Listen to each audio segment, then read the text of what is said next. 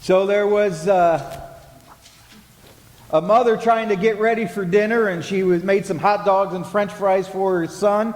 And, she's wrestling with the ketchup bottle, trying to get the ketchup out of it. And at that very moment, the phone rang, and she's kind of still wrestling with the ketchup bottle.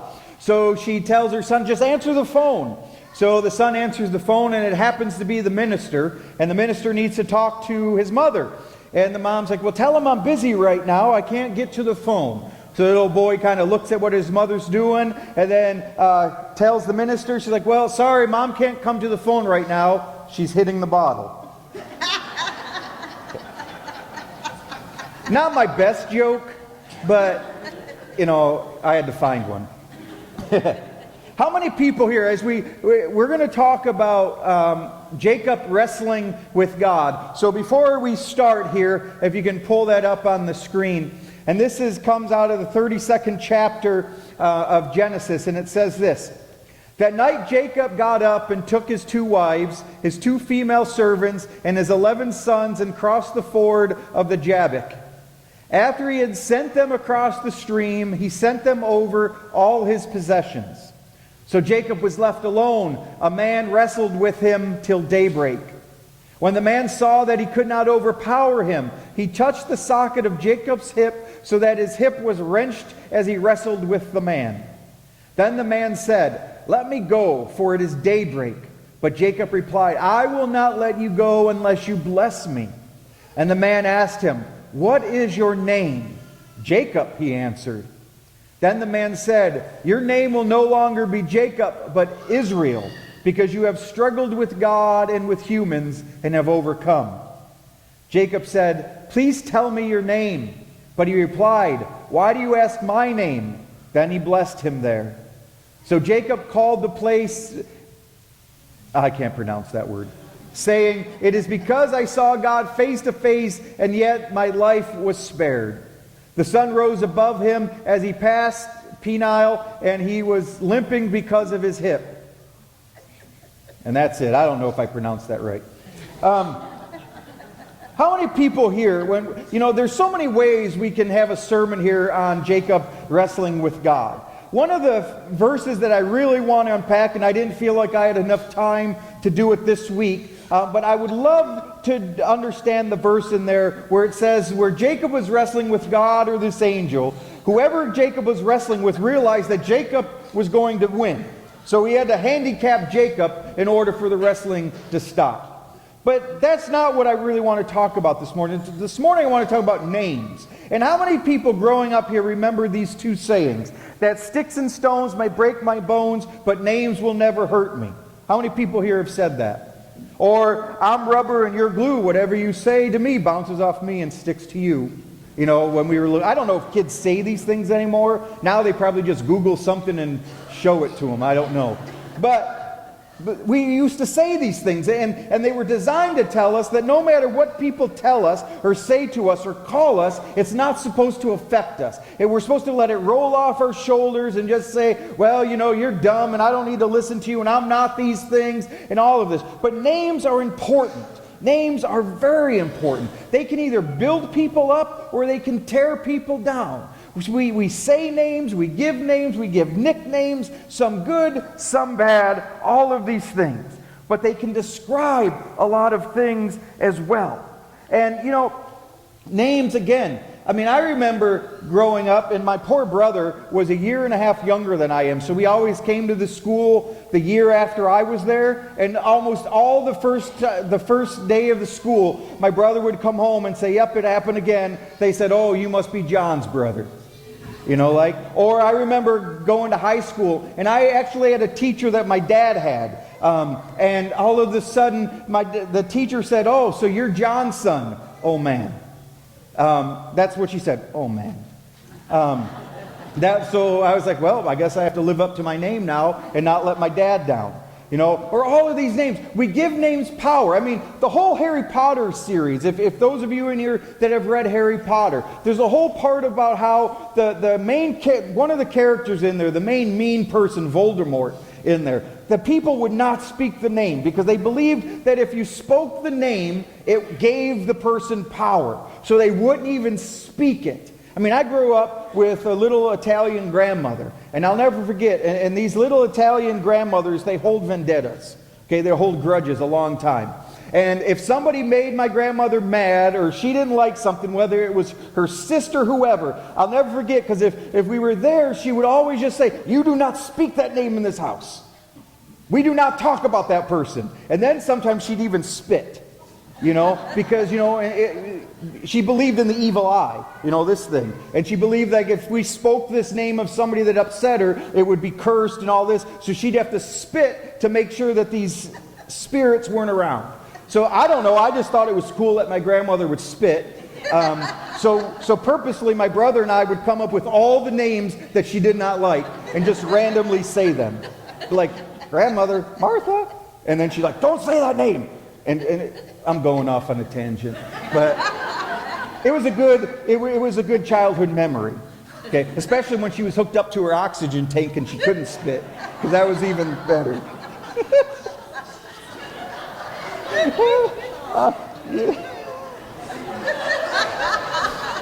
You got to understand something. My grandmother had emphysema because she smoked her whole life.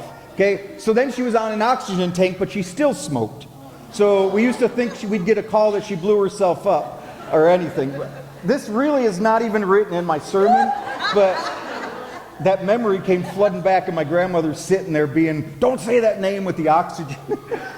All right, back to the names. I can't go on. All right.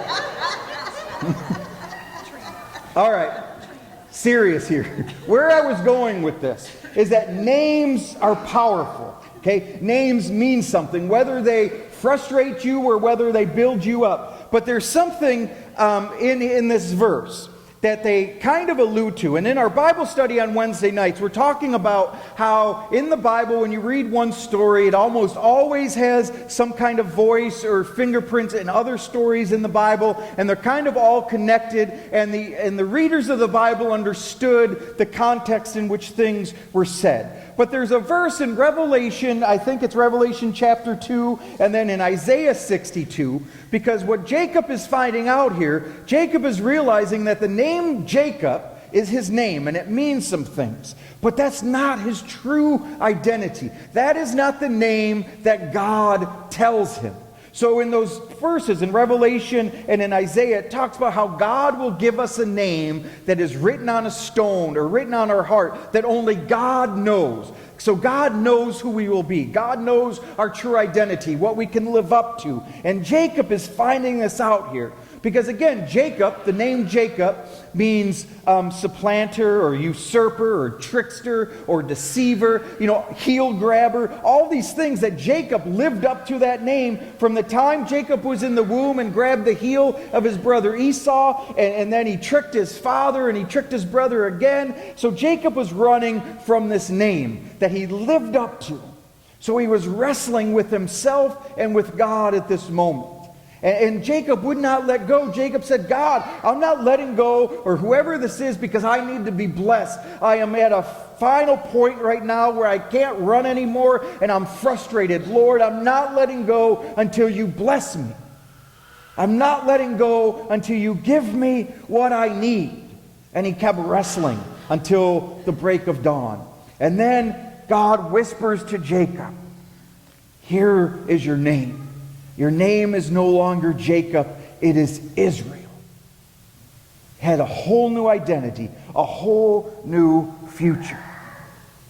But again, maybe we find ourselves like Jacob, and we're trying to run from who we are, what we have done. We try to run from the names that we have. We try to outdo some of the reputations that we have, all of these things, because I can guarantee you, if I said certain names, it paints a certain picture in your head. So we kind of try to distance ourselves from that sometimes. But then all of a sudden, what do we respond? How do we respond when God says, "Okay, John, what is your name? What is your name?" Because that's what God is going to ask me. when I wrestle with God, when I'm frustrated, when I'm hurt, when I'm living up to not my potential, and when I'm falling into those little ways that the name starts to take effect, or all those nicknames, or those reputations, or all of these things. God says, John, what is your name? I have a choice of how to respond to that. And God isn't asking Jacob for information here. God knows Jacob's name is Jacob. So it's not information that God is after. God is after a confession.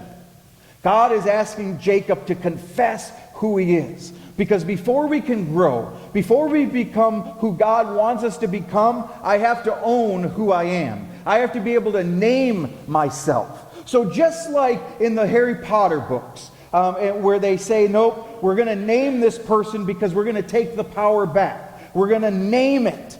You know, and even in the gospel, Jesus talks about this, where Jesus is telling the people, because they don't want to name things. And Jesus talks about the strong man that is going to come. And you can loose the strong man or bind the strong man up, or this evil presence, or however you want to interpret that. And they talk about, call by a name.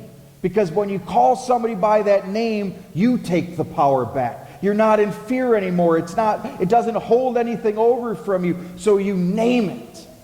And if you ever watched any of the good exorcism movies out there, which are not true, obviously, but they always call the demons by name. And once they called the demons by name, that's when the demons started to lose their power, and they would come out of the person. So we have to understand that these names, it's not about information, it's about confessing and saying, this is who I am, this is where I'm at. It's through the confession that we prevail. It is through the confession that we grow and we say, okay, God, now I know who you are calling me to be. And that's when God whispers our name that is only known to God. John, this is who you are. This is why it matters. This is what you are supposed to do. But there's a key that I have to do here. There's something that in this verse it kind of talks about, in this passage, is that when I am wrestling with God, whether I'm wrestling with myself, with God, with other people, with my past, any of that, is I don't give up. Jacob did not give up in that story. Jacob kept wrestling until Jacob was blessed. Jacob kept going. Jacob didn't quit. He didn't get frustrated. He didn't get insecure about who he was. He didn't kind of go back and say, well, you know what? All these people have called me this my whole life, so it must be true. Jacob said, no, God, I'm going to wrestle with you, and I'm going to fight with you until you bless me. And then Jacob prevailed. He had a mark. He limped. It was not a fun battle. But he came out a new person, a person that God knew, a person that God named, and said, now this is the name that will define you. So what are our names? Do we know the name that God wants us to know? That we are better, that we are built up, that we are encouraged, that we are loved? Or do we stick with the names that tear us apart a little bit, that hold us down, that keep us where we are because we think we can do no better? But when God asks your name, again, don't give up. Don't back down. Speak the names you carry. Confess. All right, God, this is who I am. I've messed up. This is what I'm doing right now. Whatever it may be, because that's when God comes and says, okay, now you are known by this name. This is who you are. You are my beloved daughter. You are my beloved son. Start acting like it. You know, as we come to communion this morning, I think about how, unlike any other, and I'm calling up a prayer, any other time, any of the rituals where we do the sacraments that we have, to me this is a powerful moment. Because we stand before our God alone. We come obviously here together, but we come to the altar of the Lord alone, where we can come face to face with God, and where we can say, all right, Lord, I need you. I need to be renewed. I need to be blessed. Lord, help me. I was living up to that name the world gave me. I was living up to that name that people always attach to me, and I need to know that I can do better than this. And we can quiet ourselves to say, all right, Lord, whisper my name. let me hear you call me to something bigger, to something better, to renew me. Today is also World Communion Sunday. So we join together, not just us, but multitudes of churches, millions of people today having communion together to say that God is here. So I want to read a blessing to you as we prepare for communion. And it comes from, I found this on social media. It was posted by a few different people, and I've really liked it. It's from a woman named Jan Richardson, and it calls, "And the table will be wide." So as we think about the names we have, as we think about coming to the Lord and saying, all right, Lord, help me to fulfill the name you have given to me, may we understand that God is inviting us to the table, and it is a wide table where all are welcome. So allow me to read this, and then we will partake of communion this morning. "And the table will be wide. And the table will be wide, and the welcome will be wide, and the arms will open wide to gather us in, and our hearts will open wide to receive. And we will come as children who trust there is enough, and we will come unhindered and free. And our aching will be met with bread, and our sorrow will be met with wine. To the feast without shame, and we will turn towards each other without fear. And we will give up our appetite for despair, and we will taste and know of delight. And we will become bread for a hungering world, and we will become drink for those who thirst. And the blessed will become the blessing, and everywhere will be the feast